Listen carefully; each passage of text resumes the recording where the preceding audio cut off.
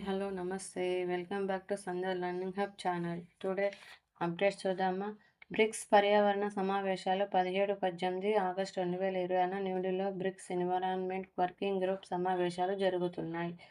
RBI రూపాయి స్థిరీకరణ, విదేశీ మారకపు మార్కెట్లో ఆర్బీఐ జోక్యం కొనసాగుతుంది. రూపాయి విలువను స్థిరంగా ఉంచేందుకు డాలర్ల విక్రయాలు జరుగుతున్నాయని రిటర్స్ నివేదించింది. కావేరీ జల వివాదం. తమిళనాడు కర్ణాటక మధ్య కావేరీ నీటి సమస్యపై తమిళనాడు పిటిషన్ను సుప్రీంకోర్టు ఆగస్టు 17న విచారించనుంది. తెలంగాణ క్యాపిటల్ ఎక్స్పెండిచర్ 2026-27 ఆర్థిక సంవత్సరం తొలి త్రైమాసికంలో మూలధన వ్యయంలో తెలంగాణ రాష్ట్రం దేశంలో 7వ స్థానంలో నిలిచింది. తెలంగాణ పెన్షన్ వ్యయం 2026-27 ఆర్థిక సంవత్సరంలో తొలి త్రైమాసికంలో తెలంగాణ పెన్షన్ వ్యయం గతంతో పోలిస్తే 60% పెరిగింది. తెలంగాణ డిగ్రీ అడ్మిషన్స్ దోస్త్ ప్రత్యేక దశ సమాచారం ప్రకారం రాష్ట్రంలో సుమారు 51% డిగ్రీ సీట్లు ఖాళీగా ఉన్నాయి. తెలంగాణ అసెంబ్లీ సమావేశాలు సెప్టెంబర్లో నిర్వహించనున్నట్లు సీఎం రేవంత్ రెడ్డి తెలిపారు. ఏడారం నుంచి కొత్త పెన్షన్ల పంపిణీ. పెన్షన్ చెక్కులు అందజేసిన సీఎం రేవంత్ రెడ్డి. ములుగులో హ్యూమ్ రోడ్లు పైలాన్ ఆవిష్కరణ. ఇక కొలువుల పండగ. సీఎం రేవంత్ ప్రకటనతో నియామక బోర్డులలో కదలిక. పలు శాఖల్లో ఖాళీల గుర్తింపు. ఆర్థిక శాఖ ఆమోదం తర్వాత వరుస నోటిఫికేషన్లు. తెలంగాణలో మఖానా సాగు, తామర గింజల సాగుపై ప్రభుత్వం కసరత్తు. బీహార్ తరహాలో రైతులను ప్రోత్సహించాలని నిర్ణయం. ఆయిల్ ఫామ్ మాదిరిగా సాగుకు కార్యాచరణ.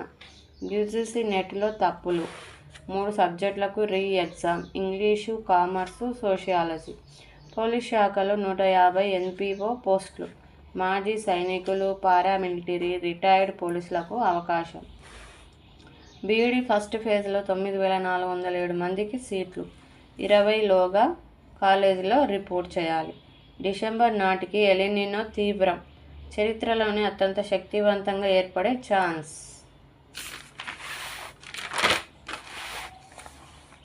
ప్రపంచవ్యాప్తంగా వాతావరణ పరిస్థితుల్లో తీవ్ర మార్పులు. కొన్ని ప్రాంతాల కరువు, మరికొన్ని చోట్ల వరదల ముప్పు. వాతావరణ నిపుణులు, క్లైమేట్ అనలిస్టులు అంచనా. నావీకి 70,000 కోట్లతో 6 సబ్మెరైన్లు. జర్మనీ కంపెనీతో కలిసి భారత్లోని అధునాతన జలాంతర్గామి నిర్మాణం. తప్పుడు పత్రాలతో డిగ్రీ అప్లియన్సెస్. కార్పస్ ఫండ్ లేకుండానే ప్రైవేట్ కాలేజీల నిర్వహణ. వర్సిటీ అధికారుల అండతోనే ఏండ్లు తరబడి దందా. నేటి నుంచి బీడబ్ల్యూఎఫ్ వరల్డ్ ఛాంపియన్షిప్స్. ఢిల్లీలోని ఇందిరాగాంధీ ఎరేనాలో వారం పాటు సమరం. 17 ఏండ్ల విరామం తర్వాత ఆతిథ్యమిస్తున్న ఇండియా. టైటిల్ ఆశలు మోస్తున్న పీవీ సింధు, లక్ష్య సేన్. 2036 నాటికి $20 ట్రిలియన్ ఆర్థిక వ్యవస్థగా భారత్. ఇందుకు రూపాయి వృద్ధి 14.2% పెరగాలి. ప్రస్తుతం భారతీయ ఆర్థిక వ్యవస్థ 3.7 ట్రిలియన్లు. ఇప్పుడు ప్రశ్నలు చూద్దాము. మల్టిపుల్ చాయిస్వి చూద్దాము. 2027లో నిర్వహించనున్న జనగణనలో ఏ విధానానికి ప్రాధాన్యం ఇవ్వనున్నారు? పూర్తిగా కాగిత విధానం, డిజిటల్ సెల్ఫ్ ఎన్విరాన్మెంట్, కేవలం ఇంటింటి సర్వే, పోస్టల్ విధానం.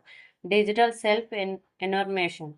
డిజిటల్ సెల్ఫ్ ఎన్విరాన్మెంట్కు సంబంధించిన ప్రక్రియ ఏ తేదీల మధ్య కొనసాగుతుంది? August 1, 31 August, 15 August, 15 September, 16 August, 14 September, 20 August నుంచి 20 సెప్టెంబర్ వరకు, 16 ఆగస్టు, 14 సెప్టెంబర్ వరకు. బీడబ్ల్యూఎఫ్ ఏ రంగానికి సంబంధించిన అంతర్జాతీయ సంస్థ? Cricket, badminton, hockey, tennis. Badminton. తెలంగాణలో నమోదైన వర్షపాతం సుమారు ఎంతగా పేర్కొన్నారు? 15.2 మిల్లీమీటర్లు, 25.8 మిల్లీమీటర్లు, 35.8 మిల్లీమీటర్లు, 45.8 మిల్లీమీటర్లు.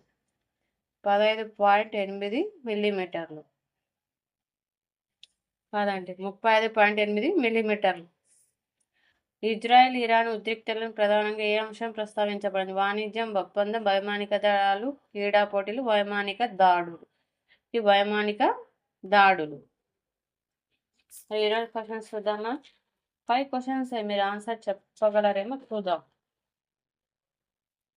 ఫస్ట్ 2026-27 సంవత్సరానికి సంబంధించిన తెలంగాణ ప్రభుత్వం అంశం ఏది? రెవెన్యూ వ్యయం, మూలధన వ్యయం, పన్ను ఆదాయం, అప్పు తగ్గింపు. సెకండ్, తెలంగాణ డిగ్రీ ప్రవేశాలు ఏ సంస్థ ద్వారా భర్తీ చేస్తారు? దోస్తు, టీజీపీఎస్సీ, టీఎస్ఆర్టీసీ, టీఎస్సీహెచ్ఈ. చూద్దాం. యూజీసీ ఏ రంగానికి సంబంధించిన సంస్థ? వ్యవసాయం, ఉన్నత విద్య, ఆరోగ్యం, రవాణా. నెక్స్ట్, యూజీసీ పూర్తి రూపం ఏంటి? Union grants council, university grants commission, united graduation commission, university general council. Next, Reuters ఏ రకమైన సంస్థగా ప్రసిద్ధి చెందింది? బ్యాంకింగ్ సంస్థ, వార్తా సంస్థ, విద్యా సంస్థ, రవాణా సంస్థ.